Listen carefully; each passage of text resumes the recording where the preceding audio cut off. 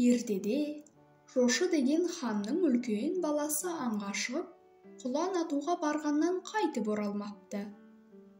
Баласын біраз күндер күтіп, ақыры келмеген соң, оның тірі емес екенін сезсе де, жаман хабарды естігісі келмеген хан, кім, менің баламның қайғылы хабарын естіртсе, соның көмейіне қорғасын ертіп қоямын, деп халыққа жар салыпты.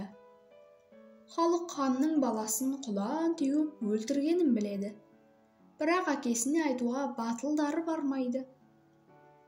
Күндердің күнінде ел аралап жүрген бір домбырашы бұл хабарды естіп, ханның ордасына дереу барыпты. Бірақ күзетшілерінен асып ордаға кіре алмай, далада қақпа алдында отырып, домбырасынан бір күйді күңіренте тарта беріпті. Кешқұрым саңғылдап шыққан домбыра үні сол маңайды тегіс шарлап, орда ішіндегі ханның да құлағына шалынады. Тақта мүлгіп отырған хан сәл басын көтеріп, «Мынау ненің үні? Барып біліңдерші. Егер менде шаруасы бар адам болса, мында алып келіңдер», деп уәзірлердің біріне әмір етеді. Уәзір әлгі домбырашыны ханның алдына алып келеді. Хан оған: «Қайдан жүрген адамсың? Мынау келу мақсатыңды айт», дегенде домбырашы былай дейді: «Тақсыр, көптен көңілімде жүрген бір күйім бар еді. Соны сізге сынатқалы келіп едім», депті.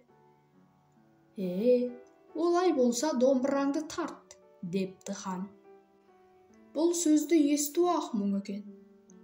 Көші домбырасының бұрауын қоңыр дауысқа салып, әрбір қағысын салмақпен қағып, бір күйді тарта беріпті. Күйдің алғашқы дыбысынан басталған қатал үн бірте-бірте қоюланып, «Мені естідің бе, хан ием?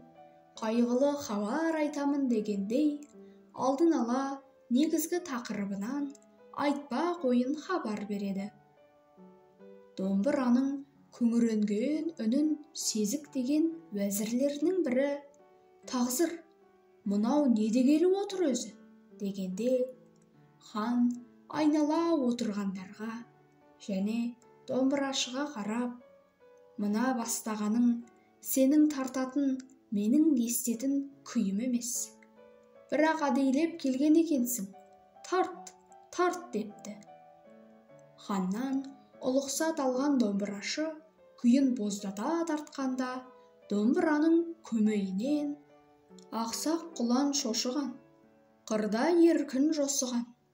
Тынышын бұзып құланның оқ атты сіздің ұлыңыз. Опат болды осыдан. Арып-ашып алыстан келіп тұр мынау домбыра. Болған істің барлығын қалдырмай түгел баяндар. Үніне оның құлақ сал, қаумалаған халайық. Хан бастаған жараңдар», деген қайғылы үн күңіреніп естіледі. Әсіресе домбыраның әрбір буынында «опат болды» деген сөздер адам айтқандай ап-анық естіліп, қайталанып тұрады. Мұны естігенде төрде отырған хан егіліп жылайды. Ханның шешесі мен әйелі, қызы қатты қапаланып зарлайды. Домбыраның сиқырлы сазы мен қайғылы үнін естіп, есі кетіп әлсіреген хан: «Ұстаңдар мына күйшіні», деп уәзірлеріне әмір етіпті.